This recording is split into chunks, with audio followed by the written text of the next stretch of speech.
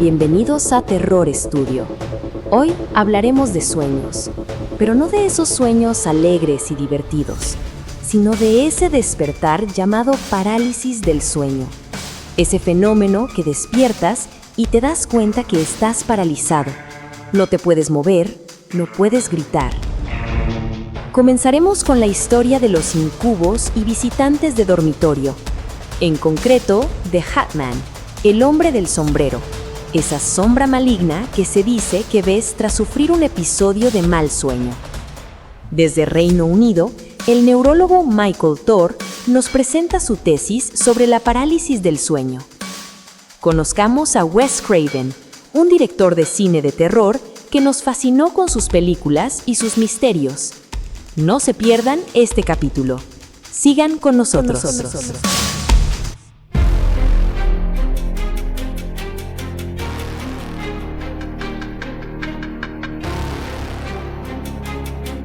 Dicen que el universo está lleno de preguntas, y nosotros estamos aquí para buscar las respuestas. No importa cuán incómodas sean, esta noche, olvídate de lo que crees saber. Vamos a descubrir nuevos mundos, no en galaxias distantes, sino en los rincones ocultos de la historia, en la ciencia marginal y en los relatos susurrados que la razón prefiere ignorar. Exploraremos otras realidades, aquellas donde los objetos se mueven solos, donde las sombras tienen forma y donde la conciencia se estira más allá de lo físico. Si la verdad está allá afuera, la encontraremos. Si el miedo es la llave, abriremos la puerta. Soy Carlos González y te doy la bienvenida a Terror Studio. La expedición a lo desconocido empieza ahora. Esta es una historia que atraviesa los siglos. Un puente entre la superstición antigua y el terror moderno. Hablamos de la parálisis del sueño y de su visitante más recurrente, el hombre del sombrero. Mucho antes de que la ciencia intentara explicarlo, en la época medieval este fenómeno ya sembraba el pánico en las aldeas. No lo llamaban fallo del ciclo REM, lo llamaban la visita del íncubo. Entre los susurros de monjes y campesinos ya se describía a una sombra alta, una figura de autoridad que no se movía, que simplemente vigilaba desde el rincón más oscuro de la celda o la choza. A medida que avanzaron los años, hacia la era victoriana, esta entidad comenzó a definirse. Ya no era solo una mancha amorfa. Los diarios de la época hablaban de un caballero de luto, con un abrigo largo y un sombrero de ala ancha. Aparecía en momentos de tragedia, como un heraldo de la desgracia que no atacaba físicamente, pero cuya gélida presencia bastaba para helar la sangre. Hoy, en nuestros días, el fenómeno es global. Personas que jamás se han conocido, en diferentes partes del mundo, describen exactamente lo mismo: el peso asfixiante en el pecho, la incapacidad de gritar, y, ahí, en el marco de la puerta, esa silueta de ala ancha. La ciencia nos dice que es el lóbulo parietal intentando dar sentido a una amenaza inexistente. Pero para quienes han sentido su mirada fija aunque no tenga rostro, saben que el hombre del sombrero no es una alucinación. Es algo que ha estado aquí, desde siempre. Estás escuchando Terror Studio Podcast, Enigmas y Misterios. Pero el terror no se quedó encerrado en las habitaciones de las víctimas de parálisis del sueño.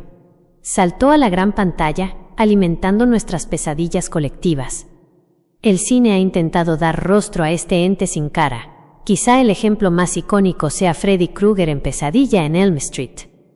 Aunque Freddy es un personaje con historia y voz, su silueta original, ese jersey de rayas y sobre todo, el sombrero de ala ancha, nació directamente de una experiencia de parálisis del sueño que tuvo su creador, Wes Craven, cuando era niño.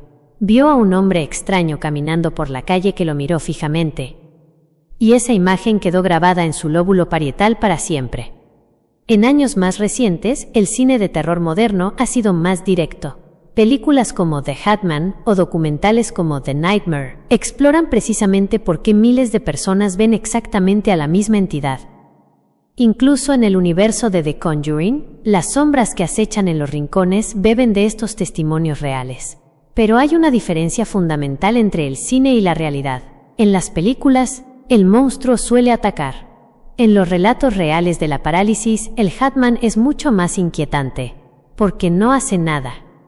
Solo está ahí, de pie, existiendo en el umbral entre nuestro mundo y el de los sueños, recordándonos que hay cosas que la cámara no puede capturar, pero que nuestros ojos, en mitad de la noche, ven con total claridad.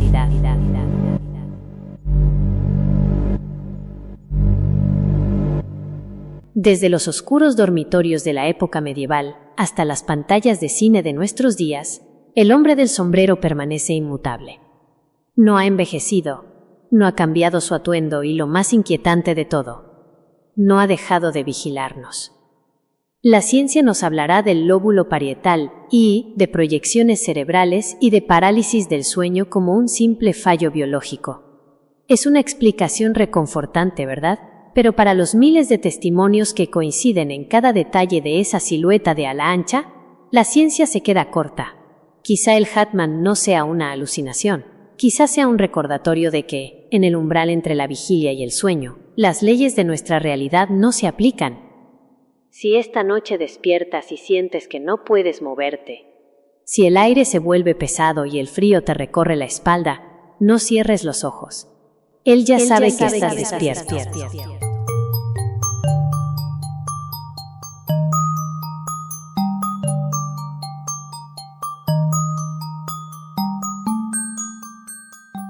Good evening. I am Dr. Michael Thor, and I appreciate you joining me here in the absolute Buenas noches. Soy el Dr. Michael Thor y le agradezco que me acompañe aquí en la quietud absoluta de mi estudio. Si ha seguido mi investigación junto al Dr. Alistair Thorne, ya sabrá que nuestro trabajo no habita simplemente en los limpios y blancos pasillos de la neurología. Mora en cambio en los bordes deshilachados y oscurecidos de la conciencia humana, específicamente dentro de las anomalías del lóbulo parietal. Hoy presento ante su consideración una disertación formal sobre el estado de la parálisis del sueño, un fenómeno que la ciencia descarta como un simple fallo biológico, pero que la historia registra con una consistencia aterradora como una visitación. Examinemos primero la arquitectura fría y clínica del cerebro dormido. Cuando descendemos a las profundidades del sueño REM, el tronco encefálico inicia un protocolo de supresión muscular total en un estado que llamamos atonía REM. Químicamente hablando, sus neuronas motoras se ven inundadas de GABA y glicina, creando literalmente una camisa de fuerza biológica diseñada para evitar que usted actúe físicamente las narrativas caóticas y a menudo violentas de sus sueños. Sin embargo, el verdadero horror comienza cuando ocurre una desincronización. Cuando la mente recupera su conciencia, los ojos se abren y el monólogo interno se reanuda, pero el cuerpo permanece químicamente bloqueado, dejándole despierto, alerta y prisionero dentro de una tumba de carne inflexible. En este estado, la amígdala, que actúa como el antiguo centinela del miedo del cerebro, detecta una paradoja aterradora. Usted está consciente, pero no puede moverse. Siente un peso aplastante y sofocante sobre su pecho, y como el cerebro no puede aceptar una falta de amenaza, comienza a proyectar una razón para su terror. Clínicamente decimos que se trata de meras alucinaciones, y que el cerebro simplemente está rellenando los espacios en blanco de una mente en pánico. Pero aquí es donde mis notas de la investigación Thorne y los incidentes en la casa de Elena me obligan a hacer una pausa. Si estas son delusiones individuales, ¿por qué la iconografía es tan inquietantemente idéntica a través de los siglos y los continentes? ¿Por qué una víctima en el siglo XVII describe exactamente la misma silueta sin rasgos de pie a los pies de la cama que un estudiante en la época actual? En mi trabajo con Alistair, comenzamos a teorizar que el lóbulo parietal podría estar haciendo algo más que simplemente fallar. ¿Qué pasaría si en ese estado congelado entre mundos los filtros del cerebro fueran eliminados y finalmente estuviéramos viendo las cosas que siempre han estado ahí? Tal vez las entidades que llamamos la gente de las sombras no son creaciones de una mente en pánico, sino habitantes de una frecuencia que solo podemos sintonizar cuando nuestros cuerpos físicos son finalmente silenciados. Así que le dejo con esta última pregunta. Cuando despierte esta noche y descubra que no puede moverse, y sienta esa mirada fría y depredadora desde la esquina de su habitación, ¿son realmente sus neurotransmisores fallando? ¿O es que el velo simplemente se ha vuelto transparente? La ciencia nos da el cómo, pero temo que los expedientes de Thorne nos han dado el quién. Soy el Dr. Michael Thorne. Duerma si puede. Estás escuchando Terror Studio Podcast, Enigmas y Misterios. Wesley Earl Craven nació en 1939 en Cleveland, bajo una educación baptista muy estricta que le prohibía ver películas o escuchar música moderna. Esta represión temprana fue irónicamente la que alimentó su necesidad de explorar los rincones más oscuros de la psique humana a través del cine. Antes de convertirse en una leyenda del terror, Craven fue profesor de humanidades y psicología, lo que le otorgó una visión única sobre el miedo. Su carrera comenzó de forma impactante en 1972 con La última casa a la izquierda, una película tan cruda y realista que cambió las reglas del género, demostrando que el horror podía ser sucio y visceral. En 1977 continuó desafiando los límites con Las colinas tienen ojos, donde exploró la delgada línea que separa a la civilización de la barbarie. Sin embargo, fue en 1984 cuando alcanzó la inmortalidad cinematográfica con Pesadilla en Elm Street, donde introdujo al mundo a Freddy Krueger y transformó el concepto del sueño en un campo de batalla mortal. Craven no se detuvo ahí y en 1991 dirigió El sótano del miedo, una crítica social disfrazada de cuento de terror. Pero su segundo granito llegó en 1996 con Scream, Vigila quien llama. Con esta saga, Craven reinventó el cine de terror moderno al utilizar la metaficción y el humor autoconsciente para reírse de las reglas que él mismo había ayudado a crear. A lo largo de su trayectoria demostró ser un maestro de la atmósfera en títulos como La serpiente y el arco iris, donde exploró el vudú real en Haití, o Un vampiro suelto en Brooklyn. Su última gran aportación fue cerrar el ciclo de Ghostface antes de fallecer en el año 2015, dejando tras de sí un legado que ha definido el miedo de 3 generaciones distintas. Wes Craven fue un hombre culto y sensible que entendió que el terror es una herramienta para purgar nuestros traumas más profundos. Sus películas no solo buscaban el susto fácil, sino que nos obligaban a enfrentarnos a la idea de que los monstruos son una extensión de nuestros propios fallos y de nuestra propia historia. Películas destacadas de su filmografía: La última casa a la izquierda, 1972. Las colinas tienen ojos, 1977. Pesadilla en Elm Street, 1984.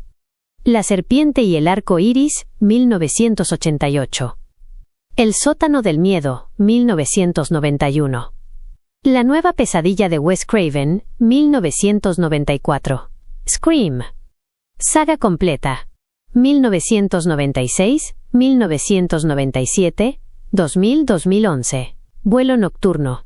2005. Para entender cómo nació una de las pesadillas más persistentes de nuestra cultura, debemos alejarnos de la ficción y mirar directamente a los ojos de la realidad.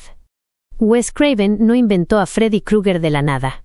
Lo construyó utilizando los fragmentos más oscuros de su propia memoria y una serie de noticias perturbadoras que desafiaban toda lógica médica.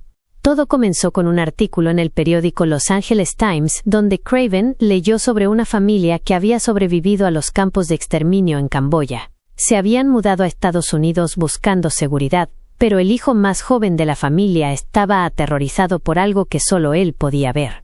Le dijo a sus padres que si se dormía algo lo perseguiría y lo mataría. Aquel joven intentó mantenerse despierto durante días con café y pastillas. Cuando finalmente el agotamiento le venció, sus padres lo acostaron pensando que la crisis había pasado. Pero en mitad de la noche escucharon gritos desgarradores y sonidos de una lucha violenta. Para cuando llegaron a su habitación, el chico estaba muerto. Murió en medio de una pesadilla sin una causa física que los médicos pudieran explicar. Este no fue un caso aislado, ya que Craven descubrió que este fenómeno se repetía entre hombres jóvenes del sudeste asiático, que morían inexplicablemente mientras dormían. La ciencia lo llamó síndrome de muerte súbita inexplicable, pero para Craven era algo mucho más profundo. Era la idea de que existe un reino donde los padres no pueden proteger a sus hijos. Un lugar donde el miedo es capaz de detener un corazón. A este concepto Wes Craven le añadió sus propias cicatrices de la infancia. El nombre de Freddy provenía de un matón que lo atormentaba en el colegio, pero el aspecto físico de Krueger nació de un encuentro real que Wes tuvo cuando era niño.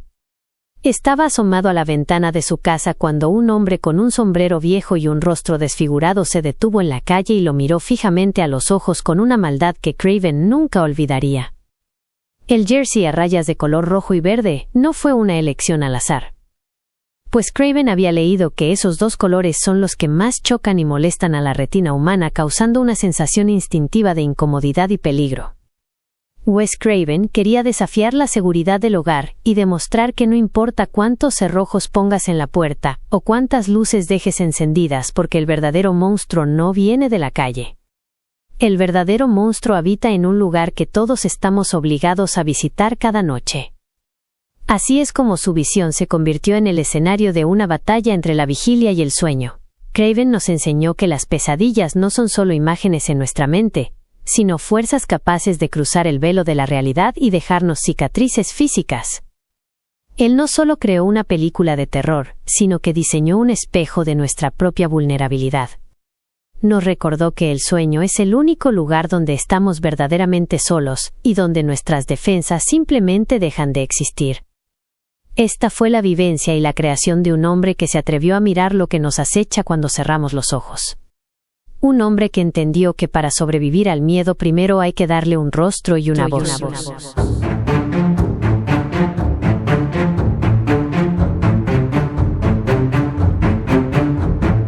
Y hasta aquí el capítulo de hoy. Esperamos que haya sido de su agrado.